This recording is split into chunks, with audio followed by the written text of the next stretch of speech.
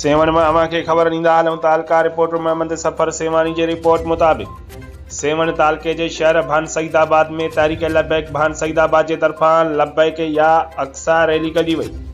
भान सईदाबाद में तहरीक लबैक पार्टी के मरकज़ी अमीर अलामा हाफ़िज़ सैयद हुसैन रिज़वी के ऐलान ते पूरे मुल्क पाकिस्तान समेत भान सईदाबाद शहर में भी लबैक या अक्सा रैली कढी वई। रैली में फ़लस्तीन ज़िंदाबाद जा नारा गूंजंदा रहा। तहरीक लबैक पार्टी के अगवान सैयद आबिद अली शाह रिज़वी खिताब कंदे चयो त chief of army staff major Syed Hafiz Asim Munir Israel के खिलाफ जिहाद जो ऐलान कनि। इंशाअल्लाह तहरीक लबैक पार्टी पाकिस्तान पाक फौज से शाना बशाना गड हूंदी। तहरीक लबैक पार्टी भान सईदाबाद पारां निकतल रैली के तहरीक लबैक पार्टी के अगवान ने खिताब पिणु कयो।